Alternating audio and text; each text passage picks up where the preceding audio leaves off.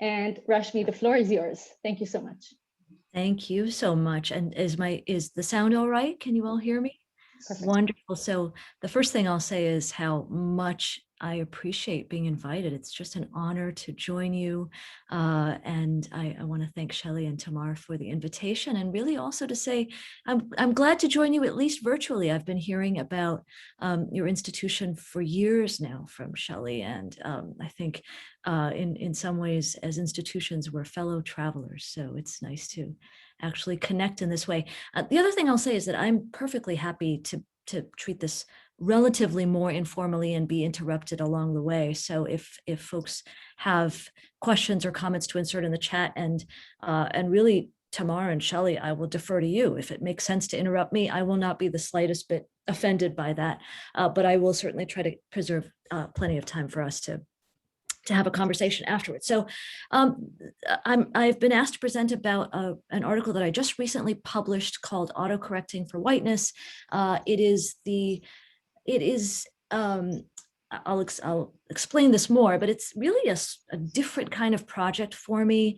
And I'll tell you why in a moment. But having said that, I will also say that even though it is different from the normal strains of my scholarship, it has become somewhat of a sideline of inquiry for me that continues. So although this piece is published, I will welcome additional comments that can support future work, including certainly critical comments about the research methodology and the conclusions that I've reached. So now to just quickly introduce what this project is about. It really originated for me from a very personal experiences, or really perhaps more accurately, a set of experiences, which is somewhat unusual for me in my writing.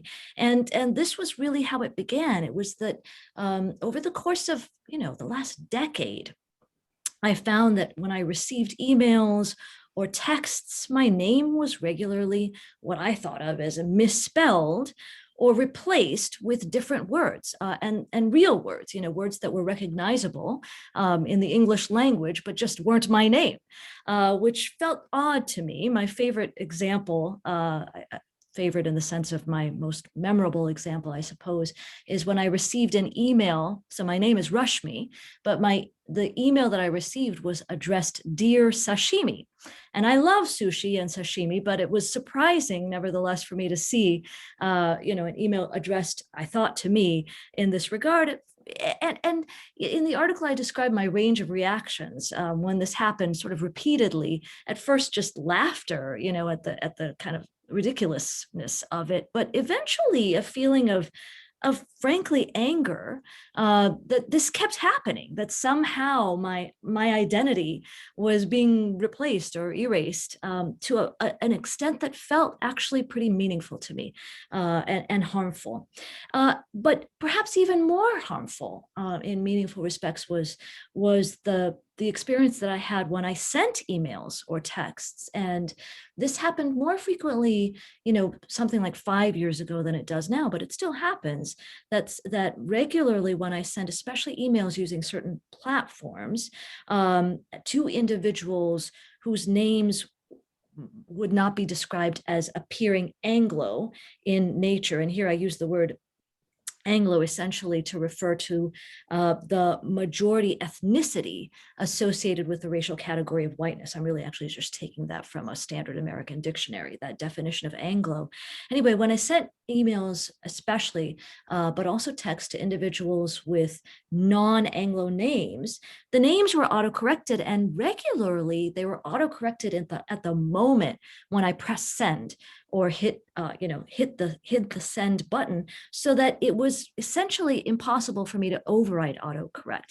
And as much as I was annoyed by having my own name autocorrected when I received emails or texts, frankly, the experience of my failure to catch and override autocorrect when I sent emails to others resulted for me in a greater level of shame, embarrassment, a sense that somehow I had failed, right, to be able to accurately address those with whom I was corresponding in writing. So it really resulted in a range of emotions that I decided I really wanted to think about as a lawyer and as a legal scholar, and analyze from that perspective, essentially to try to understand how that range of experiences and emotions translated into law, and in particular into the recognition by law of what I experienced as harms and what I assumed others experienced as harm as well. And so now I'm going to briefly describe the arc of the article, and start by essentially trying to describe the problem, really. And that effort to describe the problem myself and to turn it into an understanding of a legal problem, to the extent there was a legal problem associated with this set of experiences, really began with my trying to understand the scope of the problem. And I started really quite informally by polling colleagues and friends who I would describe as having non-Anglo names. And frankly, this yielded a fair number of examples, some of which I discuss in the article. And certainly my scoping of the problem was informed by a burgeoning set of literatures. There are a couple that I describe in the article more specifically. One is that really broad, sort of cross-disciplinary set of studies about discrimination and bias in and through technology, and in particular algorithms. So this idea of algorithmic discrimination and the extent to which it's captured, again, in a pretty rich literature. But the second set of literatures that essentially grew to frame my understanding of the problem is the sociolinguistic research that language really is a crucial vehicle for defining social relationships, and indeed for defining and establishing and contributing to social hierarchies. But I decided also that for me, just to be able to think about the particular nature of the problem, and frankly also more about the remedies, the appropriate remedies that might be brought to bear from a legal perspective, that it would make sense also to try to assess the problem, especially from the consumer's perspective here, the consumer's experiences with autocorrect, by incorporating a bit more of an empirical component. So I used a methodology, really. I asked my research assistants to work with me, and I developed a methodology whereby we tested on a range of devices, applications, operating systems, what I would describe and did describe as the 92, don't ask me why 92, I can explain it, but I don't know if it's worth it, the 92 most popular ethnic names. And again, we did this on a range of different devices, operating systems, et cetera. And I defined popularity by choosing the top names, the top ethnic names, not white or white non-Hispanic, but ethnic names that appeared on one or more of 3 different lists of popular baby names that were published in 2014 and 2016 in the states, actually the city of New York, the state of Texas, and the state of Georgia by the Georgia Department of Public Health. So again, the attempt here was almost to be random in my sampling. I'm getting an echo here. Are you? Let me know if I should put on headphones. How's that?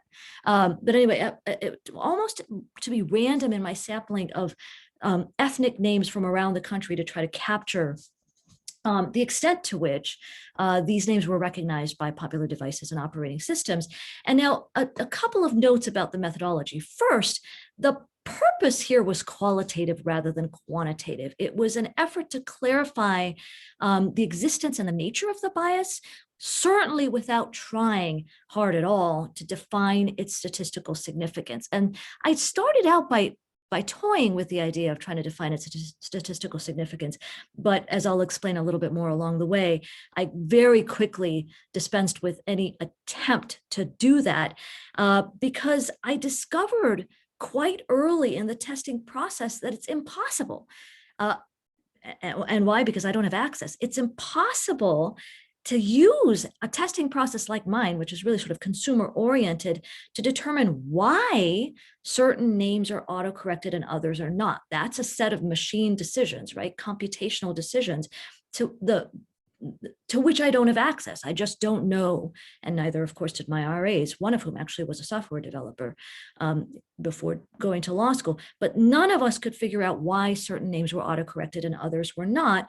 And nor was it possible to understand why the autocorrections that occurred at different points along the way took the forms that they did when we tested them. So all I was able to do with the empirical component was essentially to provide a basic proof of concept, and the nature, and I'll describe this a little bit more as well, the nature of intellectual property protection of autocorrect technologies by those who own those technologies in the industry really precluded me from being able to do more.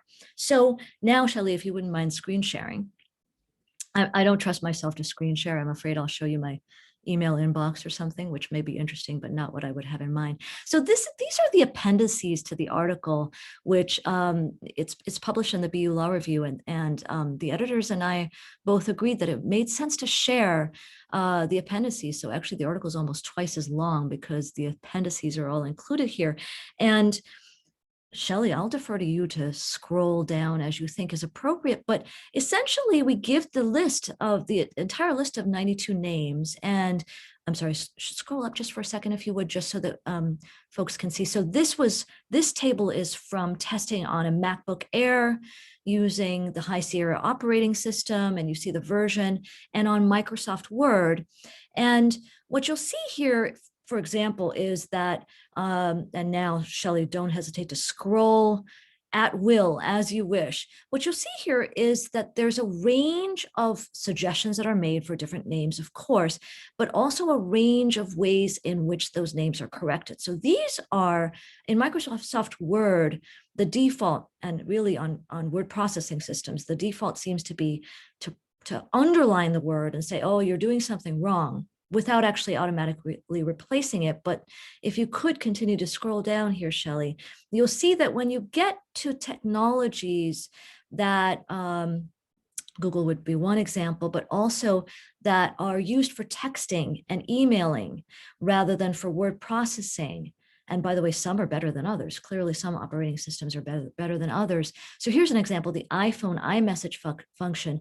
Here, you see a lot more examples of situations where if you press the space bar, which is the way that, of course, autocorrect often happens, right, the name is automatically changed. So you don't have to do a thing. You're not told, here's some suggestions with, a red squiggly underline under the name. It's just automatically changed. And again, depending on the operating system or the platform, sometimes those changes can happen at the moment that you hit send, rather than necessarily at the moment that you hit a space bar, such that, in the former kind of situation, it's much harder to override autocorrect than when you press the space bar and might be able to backtrack and fix it. So some of the results really that we captured were essentially the set of differences.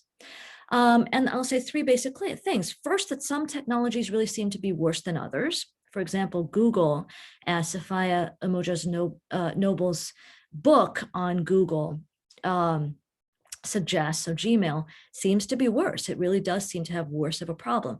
Secondly, that technologies that use touch typing tend to be more invasive, I think precisely to increase the efficiency. Shelley, I think you can stop screen sharing anytime. And thirdly, and this was not something that our testing captured as much. It did a little bit, but not quite as much as just sort of a review of really the history of autocorrect technology, which I read a little bit about.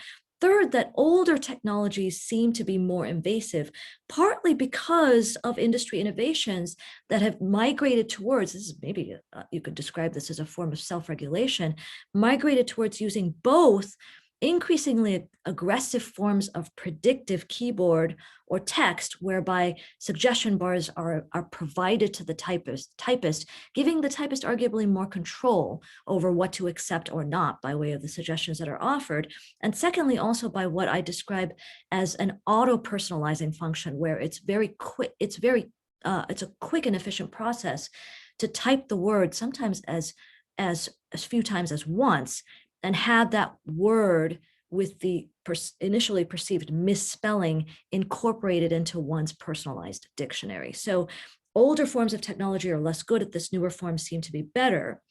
Now, from a remedial perspective, and this is all I'll say before I move on, as I know I need to do, from a remedial perspective, all I'll say is that it was really ultimately the variety of results that we captured with our empirical survey, rather than any statistical patterns, any statistically significant patterns, that ended up being the most meaningful to me. And I really actually think that is the most critical value of the empirical piece of this project. Now, before I move on to describing the harms, I want to do one more thing, which is to just describe a couple of articles that we found in our research in which actually the inventors of autocorrect technology, two of them anyway, two of the main inventors of autocorrect technology were interviewed. One was Dean Hatchimovich, who was listed on the patent for Microsoft's one or more patents for their autocorrect technology. And the other was Ken Kosienda, who was listed on the patent for the iPhone's autocorrect technology. And the reason I want to just pause over these interviews is to just ruminate really about what the inventors themselves claim is the main value, or are the main values of their autocorrect technology. And I would say the answer is quite simply efficiency. To provide us an efficient mechanism to type, especially with our clumsy fingers, on touch type screens, but even on, standard QWERTY keyboards. So the interviewer of Dean Hatchimovich, and this was in an article published in Wired magazine, describes the technology, certainly autocorrect technology, as taking into consideration things like keyboard proximity, phonetic similarity, and linguistic context. But the author concludes it's essentially a big popularity contest. Autocorrect has become, and I'm quoting here from the author of this article, autocorrect has become an index of the most popular way to spell and order certain words. Meanwhile, Ken Kosienda provides what I think of as an almost more romantic goal of the technology. And I'm going to quote from him in the article in which he was interviewed. He says, "One of my favorite things is watching people at the end of airline flights, soon after the landing as the plane taxis to the gate. When the flight attendant announces over the intercom that everyone can turn their phones on, what do many people do next? They open up a messaging app and type a short note to a companion, a friend, a loved one. They write, 'Just landed, on the ground, see you soon.' These countless trivial but human moments are enabled by technology and made possible in some small part by an autocorrecting software keyboard." But as I'll now describe, the benefits, which are real, of that sense of human connection that are provided sort of seamlessly by autocorrect technology are certainly offset. And I would say offset for some populations more than others by some of the harms that I'd like to describe. But I'm seeing a question, so I'm going to turn to it and just take a moment. The question is, were there differences between female and male names so that women's names were autocorrected more often? And the answer that I'm going to give is that was not something that I was looking for. It was not something that my methodology was intended to try to capture. So I'm not even going to try to take a guess at it so that I can remain true to my methodology. But I will, I hope, call on Shelley after I finish talking during the discussion portion, because Shelley, I'm hoping that you can share with everyone a comment that you shared with me about how autocorrect might work actually in different places where, to capture differences in language and in cultural hierarchies or relationships, social relationships in different places. So I'm sorry I'm skirting the question, but really what I'm going to do is ask for Shelley's help. Shelley, do you want to step in now and share that? It might make sense. Okay. So Rashmi and I talked about gender-sensitive languages like Hebrew, where autocorrect sometimes, so the default of autocorrect is male rather than female. And so if you write certain words, it automatically corrects you to the male form. And actually what I thought it might be an interesting question to ask, now that you're getting to talk about when you get into talk about the type of legal harm that we can identify here. So do you think that there's a difference in the type of harm that comes from autocorrecting names and autocorrecting genders? You think it's a different type of harm in the sense of identity or otherwise? So I would love to hear what you think of that. Yeah. Yeah, and I'm going to also, let me describe the harms that I'm going to try to capture on the ethnic or racial side of things, and then I'm going to give you a brief answer, but also say, I think that's one of those things that we need more research about, right? And I also want to bring in disability into the conversation. So let me start with the ethnicity piece, and then don't let me forget to try to broaden out from there. So the second part of the article really just attempts to capture and catalog the harms, and it does so because I want to think very specifically about technologies like autocorrect, which are what I would describe as essential technologies, part of the infrastructure of modern communication, the way the things that we rely on to be able to participate in civil society, to be part of our contemporary cultures, right? So it's an essential technology, but it's also just a deeply imperfect technology. And we know this from having experienced it, but we also know, and I'll say more specifically, that it, for example, destroys creativity. It impedes the value of idiosyncrasy. And it frankly does interrupt and disrupt some forms of human communication, while obviously privileging communication in the form of providing a means for more efficient communication, including when we're riding on subways or taking walks in the park or whatever else. So one of the questions that I want to start by addressing is whether this is really at all about race and ethnicity, or whether it's just a part of a much broader problem that we shouldn't actually, that doesn't justify focusing in particular on race and ethnicity or gender or disability or all of the above. And my answer is actually going to be quite contextualized by the US context in which I live and with which I'm the most familiar, certainly as a researcher, as well as a resident of society, a participant in society. And the answer that I'm going to give is a resounding yes, because of the existence and the impact and import of structural racism. So it's no longer really just a question when we think about unpacking structural racism and deconstructing it and trying to address it in meaningful ways.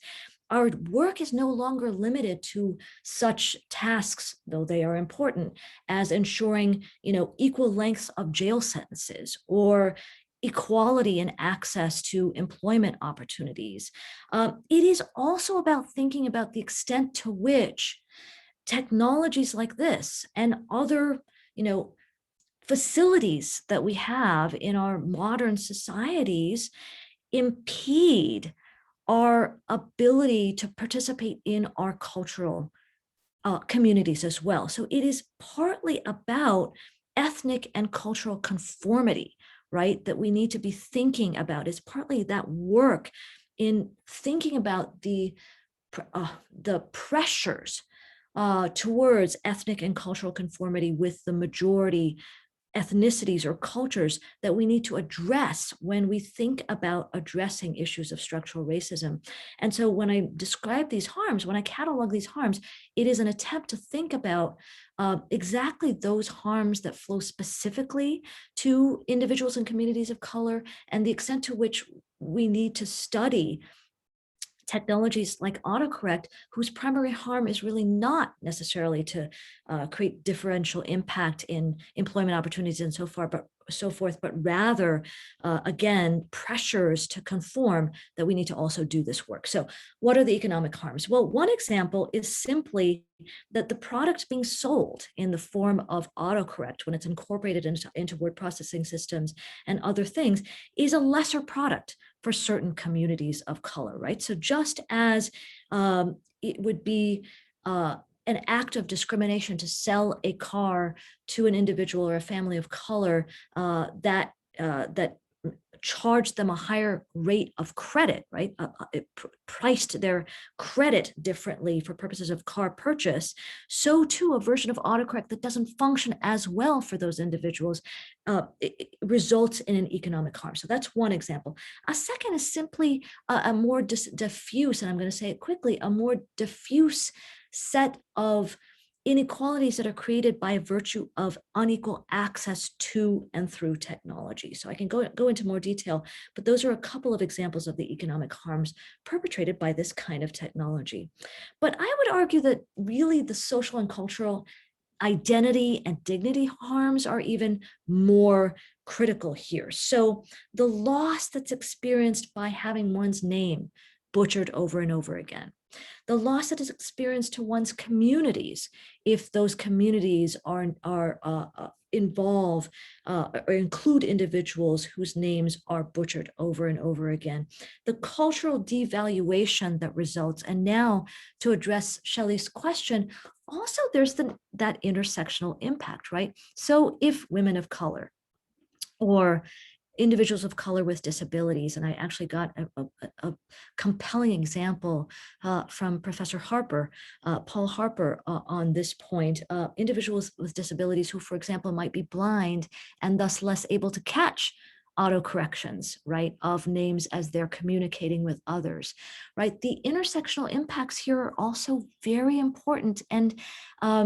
especially because Tamara is signaling to me that I have very little time left, I'm not going to say much more than that they require a great deal more research than I've been able to do. I think my article and my own research methodologies have only touched the surface of the work that needs to be done. Now I'm going to take my remaining few minutes. I have some remedies that I propose, some prescriptions that I propose at the end of the article, frankly, that I'm quite invested in, but I'm going to take my remaining few minutes after having spent, I hope, a good deal of time just elaborating the problem itself and the harms, just to contextualize it with a bit of property theory. And the reason I'm going to do it is because I'm going to say that the value really of a legal lens on this problem is arguably twofold.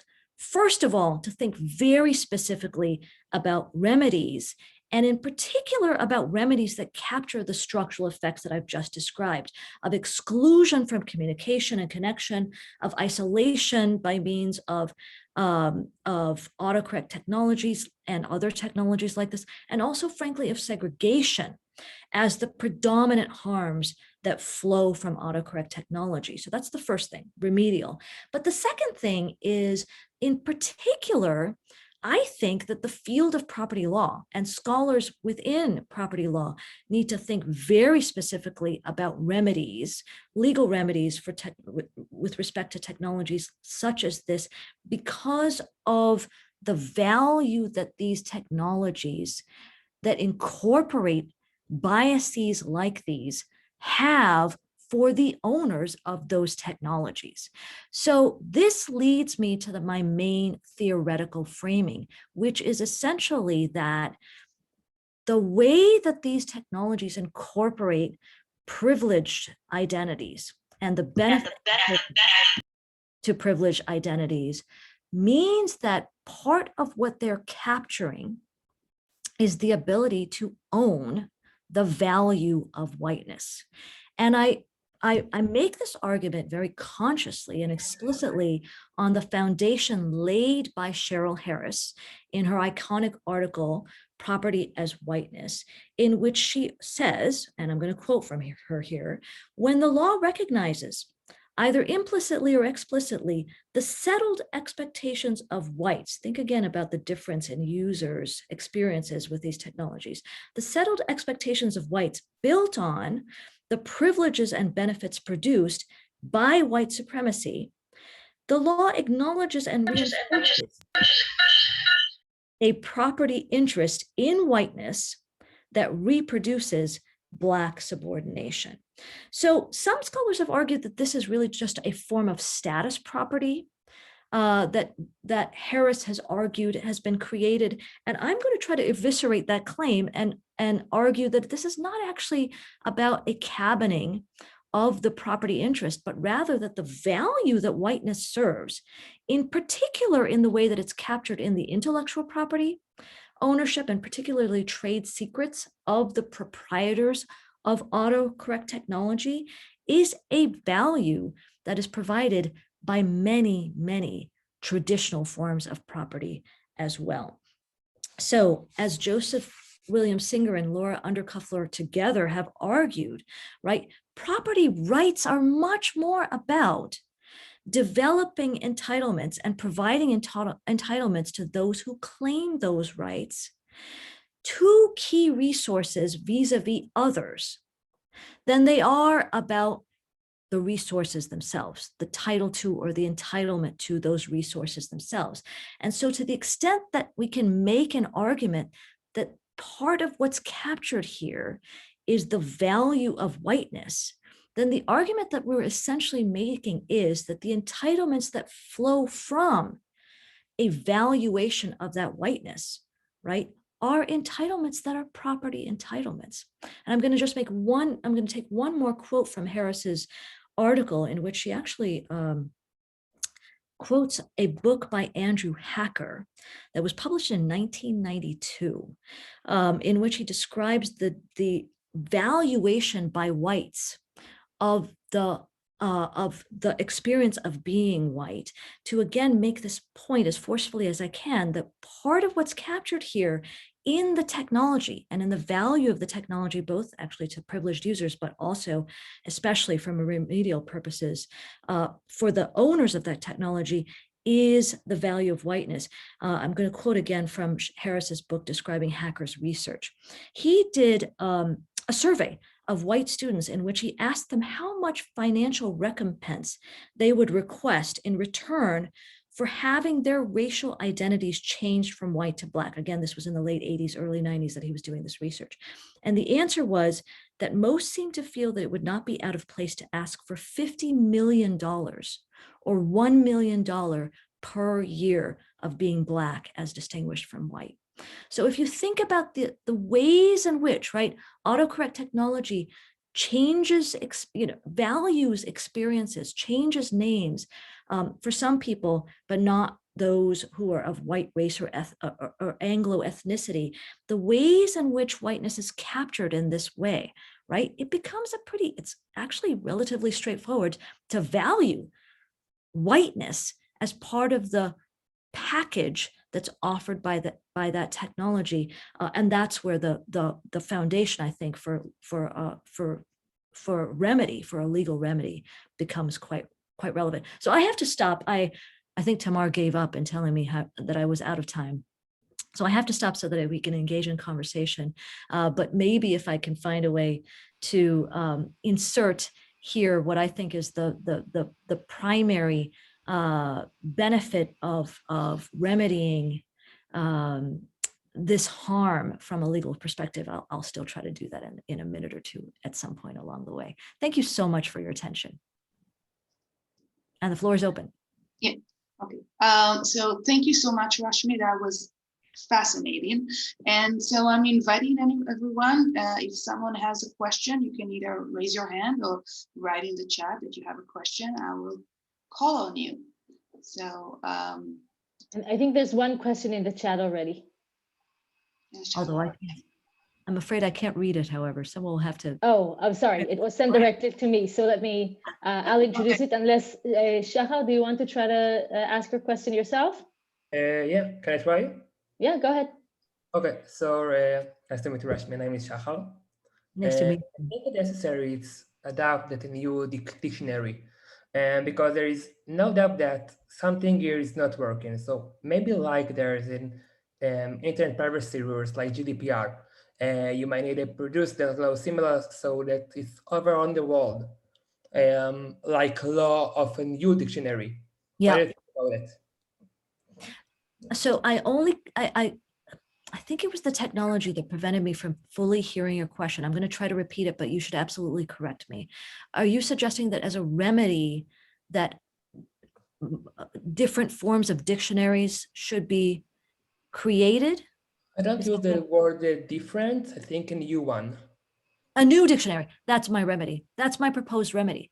My top choice is essentially to actually diversify the availability of dictionaries using crowdsourced dictionaries like Wiktionary, the sort of companion project to Wikipedia, so that we have open source, crowdsourced dictionaries that one would hope can be, thank you so much for that question, because it gave me the chance to give you my top choice of remedy, that one would hope can capture a much broader range of diverse both names as well as, frankly, idiosyncrasies, right?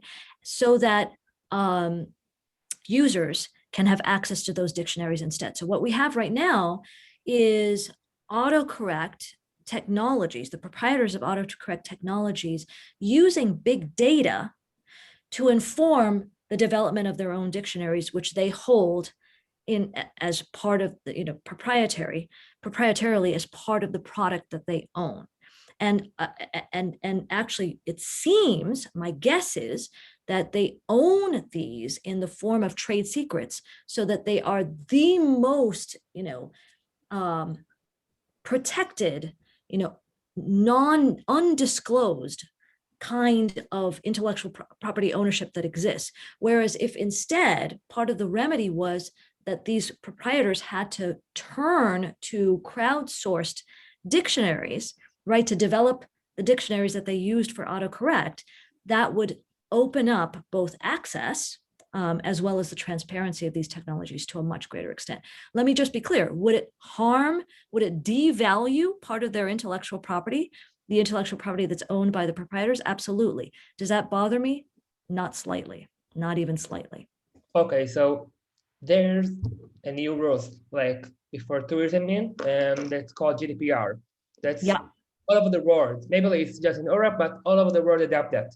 So I'm trying to think it's maybe we can do a new rules like GDPR for all over the world. So like make it in style GDPR. And one rule. Yeah, that's a very interesting question. Yeah. So here I'm really sort of limited by my own context, which is the US, and the extent to which the GDPR is not accepted in the US, right? And so here's my response. I would suggest that in other parts of the world where GDPR is much more accepted, that your suggestion is brilliant. It's a great idea, and we should think about how to make that happen. Whereas in the US, I might think of it as a hurdle that would make it more difficult to end with the remedy that I propose, to end up in the place where we have a crowdsourced open source dictionary that autocorrect's proprietors have to rely on, so that the GDPR would just be a difficult hurdle and perhaps unnecessary. What I hinge it on in my own article, and in thinking about the US context, what I hinge that move to open sourced and crowdsourced sources of words is on the what I claim, and what others no doubt would dispute, is the foundational requirement that public accommodations be accessible to all. So I actually hinge it on public accommodations law rather than on GDPR. But I think it's really just that's a question of sort of legal choices built on values that are particular to a particular legal community or culture. Thank you, Professor. Thank you. Great question. Okay, good. So we now have Ruth. Yes, hello. First of all, thank you, Professor, for the talk. It was very eye-opening. So thank you very much. So from what I understood, you feel like you actually just had a very, like touched the surface, right, of the research, and you feel like there's need to be more research. So what wasn't clear to me is basically about why do you think autocorrecting technology actually does it? And autocorrect. Does what though? Can you say a bit more about that? Why I think autocorrect technology does this kind of autocorrection of not Anglo-Saxon, the why is not clear to me. Why would they change names? Right. Yeah, that's such a good question. I'm trying to think. What is the goal? Why it actually happens? Okay, so I'll tell you my claim in the article, and then I'm trying to decide the order in which to respond to this question. It's a great question. So I think I'm going to say this. First, I'm going to say, I think there's a very good, strong argument that the why doesn't matter. And I'm going to say that because the important thing here is the impact rather than the reason. Mm-hmm. That's the first thing I'm going to say. And the reason is because I'm very consciously taking a consumer's perspective on this. And I don't want to digress too much, but I want to say, you may hear my voice sort of strident here because I have a teenage child who is so dependent on this technology, right? And on using it as a way of participating in his community. And what I notice when I see him and his friends using this technology is that they don't see beyond the technology. So their experience of community is shaped by the language that the technology gives them to use. Okay. And so in meaningful respects, I don't care why autocorrect's proprietors are doing this. I care about the impact on my child who is learning to live and learning about the world in what I would describe as an overly homogeneous understanding of culture, right, and society. And so that's why I'm saying, to use civil rights or discrimination law legal language, I'm saying this is about impact, not about intent. I don't care why in a meaningful respect. But having said that, I will also say that in the article, I claim that the answer to the question why, is really a very traditional answer in the United States, and that it is very much the same kind of answer as would have been given if it were still legal by the proprietors of a whites-only restaurant, which is the perception, whether valid or not, that consumer value to the proprietors of this technology will be increased by the exclusivity created in favor of certain privileged classes of users. So that's my claim. But I'm going to say thirdly, I don't know the answer to the question why, because the intellectual property rights that the proprietors have prevent me from answering that question. And that also fundamentally is a legal problem, and it's a problem. It needs to be fixed. So that's my three-part answer. But if I haven't gotten really to the question that you were trying to ask, don't hesitate to follow up. No, that's okay. Thank you. Okay, so now we have Gila, our dean.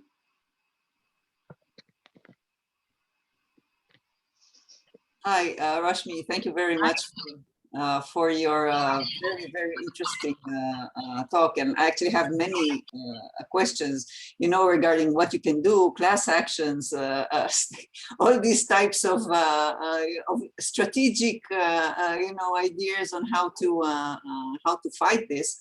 But what I just wanted to make another point to continue Shelley's point about the Hebrew as a gendered language and connected to the question why they do it.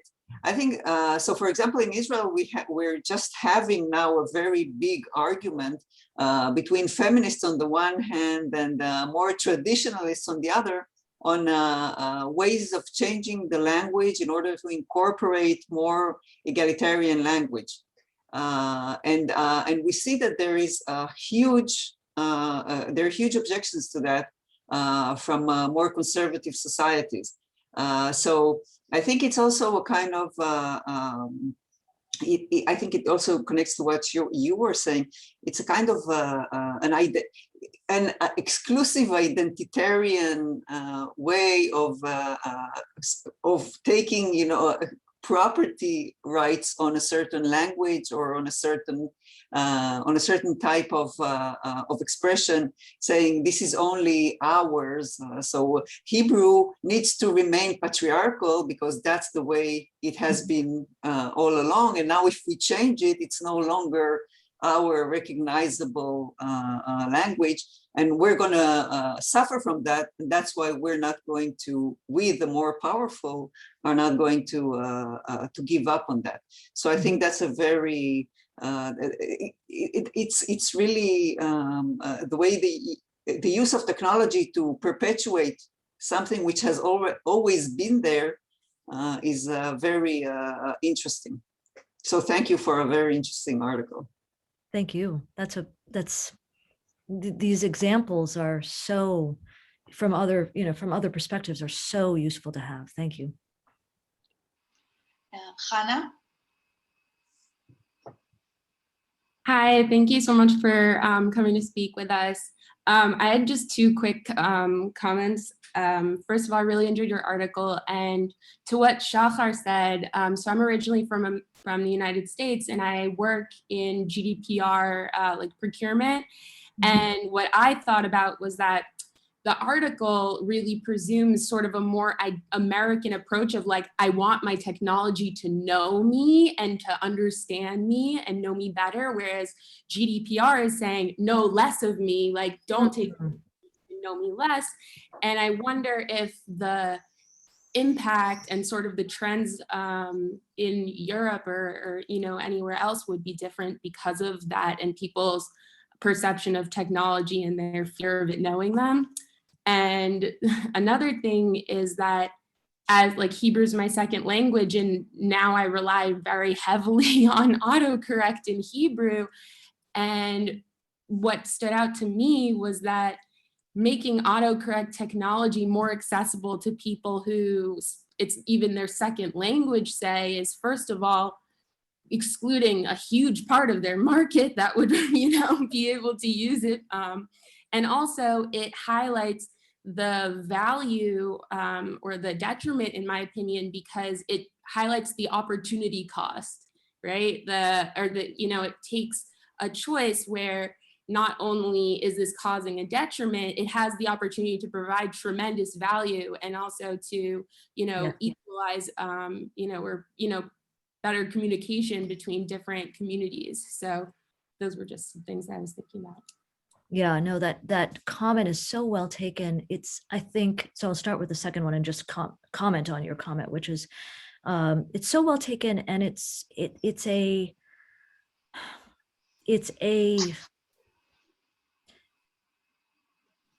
puzzle that seems, I think, that's entirely relevant to so many different sectors of discriminatory behavior, right? So I think your comment is really generalizable, very much applicable here, but very much applicable in other arenas. And again, something that we need to continue to research. Why do we still do this? What are the range of reasons that we still, as a society, permit discrimination of these forms? And I think your dean's comments on that point are very well taken and are completely relevant. To the first point that you make, I do think that's such a fascinating question. And here, I'll give Patricia Williams attribution for a very similar response when she read a draft of my piece, which is, be careful what you wish for, right? If we you know, the point is very well taken. Do we want technology to know us better? Do we want technology to recognize our diversity when it's simply a step to being able, for example, to market more, you know, specifically to our needs, and to commodify those needs, right? And to capture them again in whatever ways that are most profitable for the proprietors of that technology. And I take that very seriously. I take it very seriously. Having said that, so I give a range of specific fixes that can be made, corrections to autocorrect, to limit some of the biases or discriminations that it allows to proliferate. And some of them are, I think, frankly, basic enough and generic enough that they do not necessarily lead at all, or certainly as easily to the technology knowing us, right? So for example, if we just fix autocorrect so that it doesn't correct capitalized words that are initially capitalized, right? Is that really going to lead to the kind of harms that you worry about and appropriately worry about? Or could it just, be a basic enough correction that it would both allow for some greater level of convenience for those with non-Anglo names, while at the same time, limiting some of the possibility that the technology would become too familiar with our needs? And I'm going to argue that there are fixes that would be, happy mediums. So I'll stop there just because I know there are other questions, but I will say it's a question that we need to think about much, much more extensively. Point well taken. Okay. So now we have Ronit, and after that Itamar, and then we have one question in the chat. So Ronit. Thank you very much, Rashmi, for a really, really interesting talk and paper. I'm the one who asked the question about the women and men does it change more often women's names? And I think what bothered me there was the fact that you talk about conformity and about how homogenous the world is, but I think it runs deeper than that. I think it's not just about conformity, but rather about standardization, in the sense that there is the standard and there are those who are outside of it. So when Shelly scrolled down the appendix of the names, I think I noticed a name Mila or Mila, which I think is a woman's name, and he changed it into Milan, which is a man's name. And I thought, how much more, can women take when it recognizes men's names, and it makes you, it assumes that you're probably male. Yeah. So it kind of pushes you further away from the standard. And in that sense, I thought that looking at whether or not there's a gender bias as well is important, because it brings to the fore this, not just conformity, but hegemony, not just the fact that we lack creativity, but the other thing as well. The second thing is, when you were talking, I was thinking about how is it different, the autocorrect mechanism, than other forms of technology that probably does the same. Google Maps that tells you don't go through this neighborhood, it's dangerous, or go through that, or whatever. And then when you talked about property, it came to me that maybe the difference is the fact that when we use autocorrect tech, then there's the question of authorship. And when your son or my daughter write and it changes their own way of speaking, it takes away something deeper than just the machine offers me this, but you can choose to do something else. So I'm not sure if there are other answers to how is autocorrect different. And if there are, I really would appreciate hearing what you think about that. But then I think that at least in some part, the authorship angle is also important here. So I was wondering if this is something that came up as well. Yeah, okay, I'll take those in order. These are really wonderful comments, and I'm so grateful for them.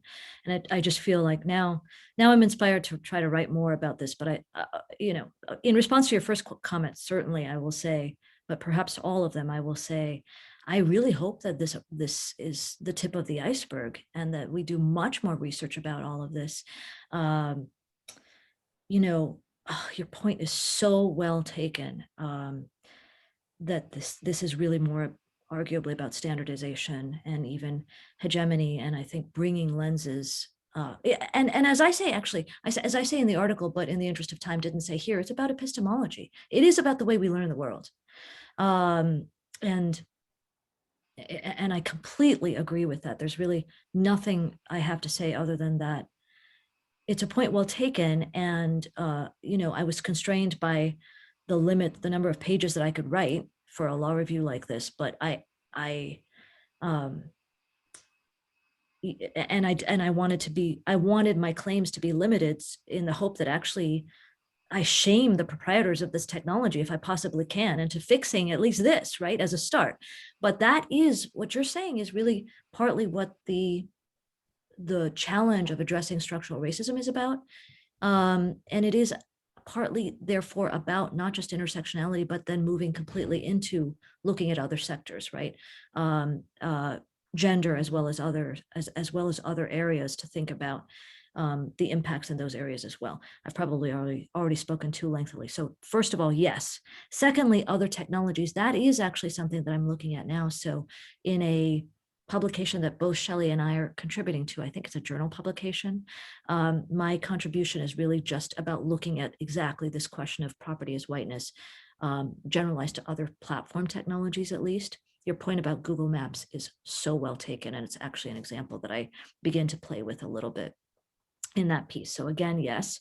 And third, yes, on the question of whether it takes away authorship. So there, for example, a technology like Grammarly, right, which teaches everybody to write the same and start with your intro and finish with your, those kinds of technologies have such similar impact. And I think at the very least, many of the claims that I'm making here are generalizable to those situations as well, so that it is absolutely about authorship. And again, as it relates to epistemology.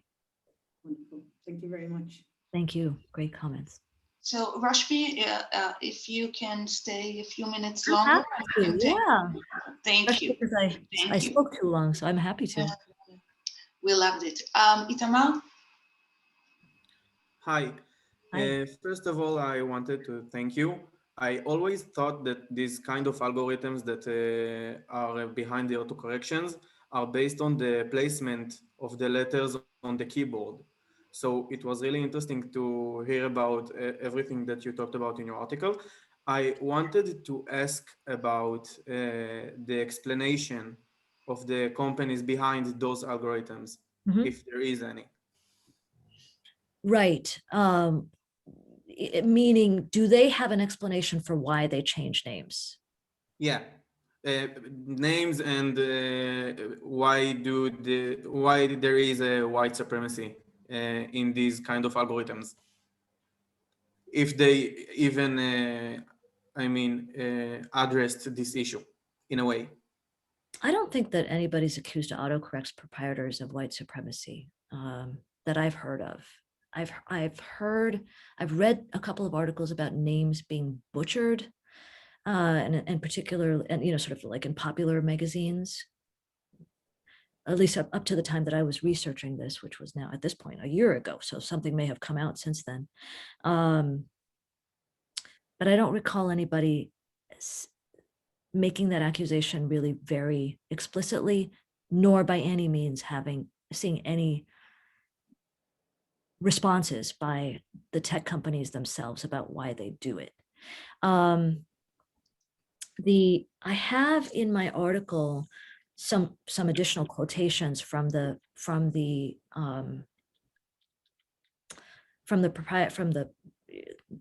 patent, the individuals listed on the patents, about why they've developed the technology that the way they have. And again, the buzzword here, the key takeaway message is efficiency. I don't think that their answers and their descriptions are satisfying.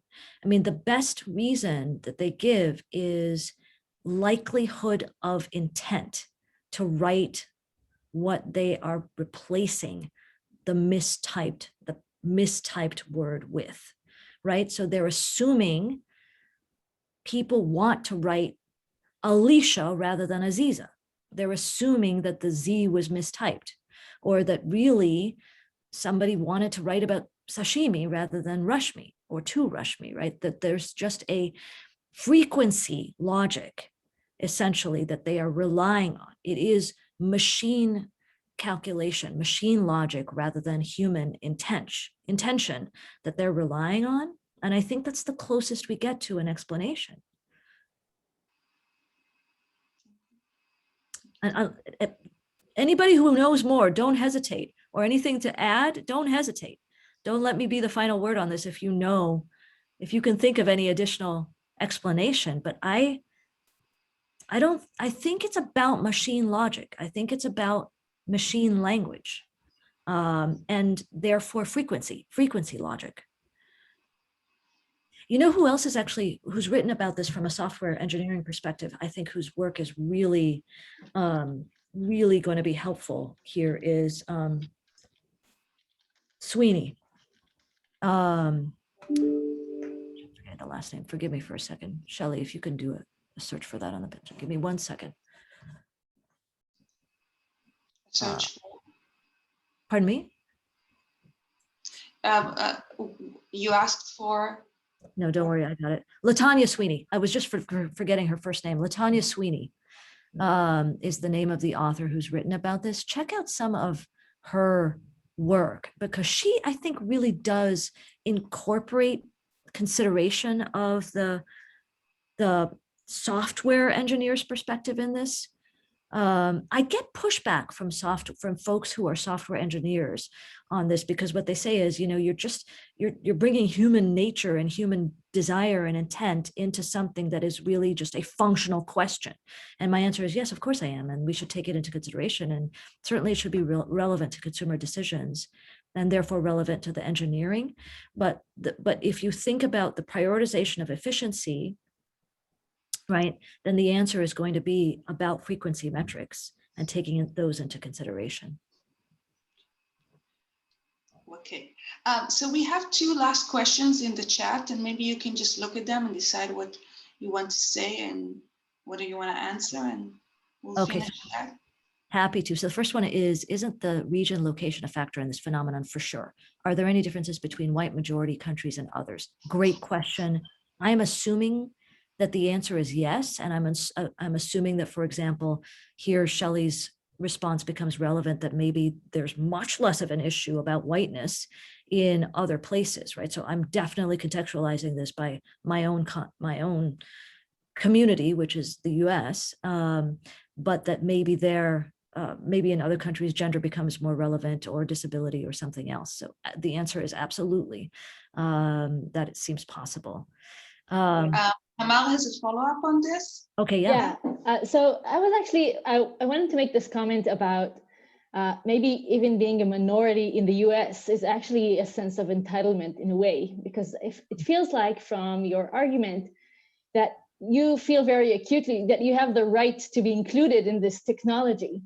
And sitting here in Israel, or being an Israeli in the US for a few years, it was something that I don't feel like I have that sort of expectation that the technology will actually cover me as well as US people, for instance, because it's sort of born there. Now, as a scholar, as a thinker, I realize that it's quite all right to expect that from technology. But I sort of wanted to flag the fact that there are so many technologies that are actually so American-centric. Yeah. I mean, it goes from, the dictionaries in autocorrect to how payments are processed when you have to have an American zip code, or you can't enter a different country, and there's a zillion other examples. And so it's a privilege to even sort of have that sense of having the right to demand that. And I just wanted to sort of flag that. Yeah, no, that is so interesting. So I'm going to respond again somewhat stridently about this piece by saying yes, your point is well taken, but this is where I think the particular impact on ethnicity and race is important, right? Because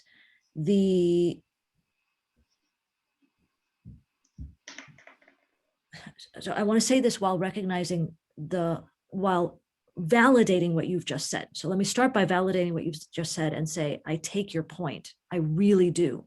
Having said that,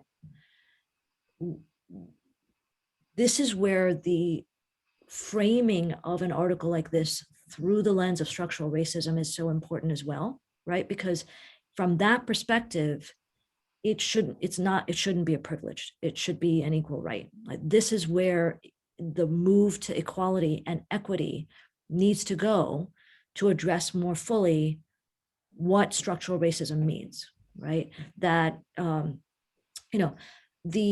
would say that civil rights statutes like the powerful Civil Rights Act of 1866, sections 2 and 3, the right to contract equally and property rights equally, are at this point proven wholly insufficient, not just by court interpretations that limit them so much. They allow you to purchase, but not actually to be free from being harassed as you walk around the store shopping, right? But also because we now know, given what's happened in our society, given the social relationships, the importance of social media in maintaining democracy, right? That the right to property and contract as a formal set of rights can never actually do enough to deconstruct what we need to deconstruct as a matter of racism, right? So we have to turn that perspective, as much as you're right that it is a privilege to be able to do this vis-a-vis those from outside the US, it should not be a privilege for those populations within the US who have the right to be at the table, at the table of civic governance, so to speak. Yeah, absolutely, I agree. Yeah, so that's where I'm actually absolutely cabining my claims is really what I should have ended by saying. Should I keep going by looking at the chats? I think there's. I think there's one more by Ayelet. No, I absolutely agree. How invasive would it be if autocorrect could refrain from correcting words that are saved as contacts on a person's phone? That, I will say, does actually seem to be at the cutting edge of self-regulation, what I would describe as self-regulation by the industry itself.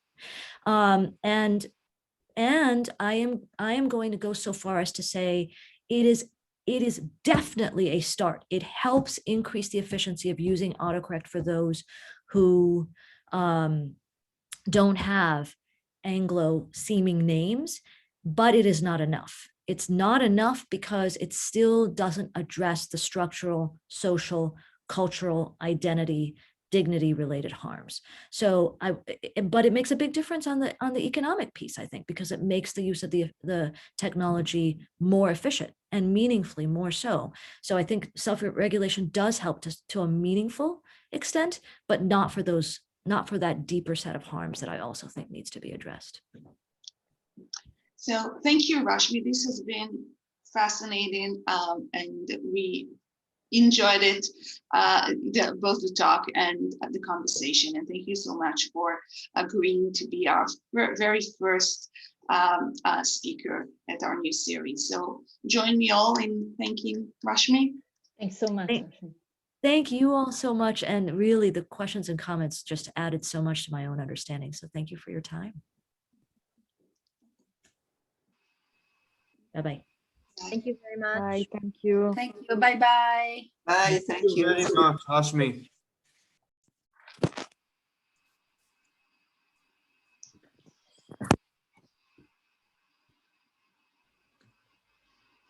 שיהיה תודה על היום, היה מקסים.